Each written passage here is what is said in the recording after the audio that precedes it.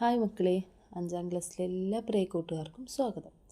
ഇന്നത്തെ വീഡിയോയിൽ നമ്മൾ ഡിസ്കസ് ചെയ്യുന്നത് 5ാം ക്ലാസ്സിലെ ഉറുദു പാഠഭാഗം 1ാമത്തെ യൂണിറ്റ് ഘർ ബസായേ, വീട്ടിൽ സ്ഥിര താമസമാക്കുക. ഇംഗ്ലീഷിലാകുമ്പോൾ സെറ്റിൽ ഹോം എന്നാണ് പറയുന്നത്. അപ്പോൾ യൂണിറ്റിൻ്റെ തുടക്കത്തിൽ തന്നെ നമുക്കിവിടെ ഒരു നല്ലൊരു പിക്ചർ കാണുന്നുണ്ടല്ലേ. വയലും വീടുകളും വീട്ടിലെ അടുത്തുള്ള പരിസരവും ഒക്കെ ആയിട്ടുള്ള ഒരു നല്ലൊരു ചിത്രം കാണുന്നുണ്ട്. അപ്പോൾ ആ ചിത്രമായിട്ട് ബന്ധപ്പെട്ടിട്ടുള്ള 2 ക്വസ്റ്റ്യനുകൾ അതിൻ്റെ തൊട്ട് താഴെ തന്നെ ഒരു ബോക്സിലായിട്ട് കൊടുത്തിട്ടുണ്ട്. നമുക്കാദ്യം തന്നെ ആ ക്വസ്റ്റ്യനിലോട്ട് കിടക്കാം. 1ാമത്തെ ക്വസ്റ്റ്യൻ, തസ്വീർ മേം ക്യാ ക്യാ ഹേ, ചിത്രത്തിൽ എന്തെല്ലാമാണുള്ളത്. ക്യാ ക്യാ എന്ന് വെച്ചാൽ എന്തെല്ലാം എന്നാണ് അർത്ഥം. ചിത്രത്തിൽ എന്തെല്ലാമാണ് നമ്മൾ കാണുന്നത് എന്നാണ് ചോദിക്കുന്നത്. എന്തൊക്കെ നമ്മൾ കാണുന്നുണ്ട്? നമ്മൾ 2 വീട് കാണുന്നുണ്ടല്ലേ. ഘർ, വീടിന് ഘർ എന്നാണ് പറയുന്നത്. ദോ ഘർ, 2 വീട്, ദോ ഘർ. പിന്നെ നമ്മളൊരു വലിയൊരു മരം കാണുന്നുണ്ട്, പ്ലാവ് കാണുന്നുണ്ട്. അതുപോലെ തന്നെ വയലിൽ ഒരു 3 തെങ്ങും കാണുന്നുണ്ടല്ലേ. പേട് എന്നാണ് മരത്തിന് പറയുന്നത്. തെങ്ങിനാവുമ്പം പറയുന്നത് നാരിയൽക്ക പേട് എന്നാണ്. അതുപോലെ തന്നെ പ്ലാവിന് ഉറുദുവിൽ പറയുക കട്ഹൽക്ക പേട് എന്നാണ് പറയുന്നത്. പിന്നെ നമ്മൾ വയൽ കാണുന്നുണ്ട്. വയലിന് നമ്മൾ ഖേത്ത് എന്നാണ് പറയുന്നത് കേട്ടോ. ഉറുദുവിൽ ഖേത്ത് എന്നാണ് വയലിന് പറയുന്നത്. പിന്നെ വയലിൻ്റെ ആ ഒരു സൈഡിലായിട്ട് നമുക്ക് വലിയൊരു പർവ്വതം കാണാം അല്ലേ. പർവ്വതത്തിന് നമ്മൾ പഹാഡ് എന്നാണ് പറയുക. പഹാഡ്, പർവ്വതത്തിന് പഹാഡ് എന്നാണ് പറയുന്നത്. പിന്നെന്താ, കുറേ ചെടികൾ അവിടെ ഇവിടെ ആയിട്ട് കുറേ ചെടികളുണ്ടല്ലേ. ചെടികൾക്ക് നമ്മൾ പൗതയും അല്ലെങ്കിൽ പൗതവും എന്നാണ് നമ്മൾ പറയുന്നത്. പിന്നെ പ്ലാവിൻ്റെ മുകളിൽ കാക്കയുണ്ട്. അതുപോലെ തന്നെ വീട്ടിൻ്റെ മുകളിൽ 2 പക്ഷികളുണ്ട്.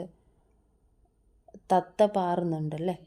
അപ്പോൾ അതൊക്കെ വെച്ചിട്ട് നമ്മൾ ചിടിയാം എന്ന് പറയാം ഒന്നിച്ചിട്ട്. പക്ഷികൾ എന്ന് പറയുമ്പോൾ ചിടിയാം. ഇനി വെവ്വേറേറ്റ് ചെയ്തെന്നുണ്ടെങ്കിൽ കാക്കയ്ക്ക് കൗവ എന്നാണ് പറയുക, തത്തയ്ക്ക് തോത്ത എന്ന് പറയും. പിന്നെ നിലത്ത് മുറ്റത്ത് നമ്മൾ കോഴിയുണ്ടല്ലേ. കോഴിക്ക് നമ്മൾ മുറുകി എന്ന് പറയും. മുറുകി, കുറേ ഉണ്ടെങ്കിൽ മുറുകയാം എന്ന് പറയും. പിന്നെ പൂമ്പാറ്റകൾ കാണുന്നുണ്ടല്ലേ. പൂമ്പാറ്റകൾക്ക് നമ്മൾ എന്ത് പറയും? തിത്തലിയാം എന്ന് പറയും കേട്ടോ. തിത്തലിയാം, പൂമ്പാറ്റ. പിന്നെ പൂച്ചയുണ്ട്. അതുപോലെ തന്നെ നായനെയും കാണുന്നുണ്ടല്ലേ. പൂച്ചയ്ക്ക് നമ്മൾ ബില്ലി എന്ന് പറയും. നായക്ക് നമ്മൾ കുത്ത എന്ന് പറയും. അത്രയാണ് ചിത്രത്തിൽ നമ്മൾ കാണുന്നത് അല്ലേ.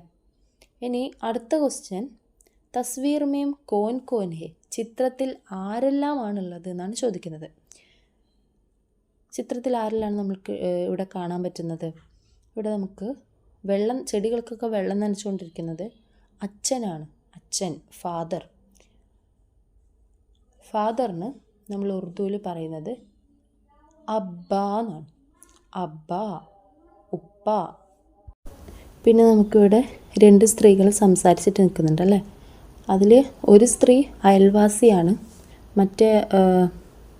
മറ്റൊരു സ്ത്രീ അത് ഈ വീട്ടിലെ ഉമ്മയാണല്ലേ. ഉമ്മാക്ക് നമ്മൾ ഉറുദുവിൽ പറയുന്നത് അമ്മി എന്നാണ്.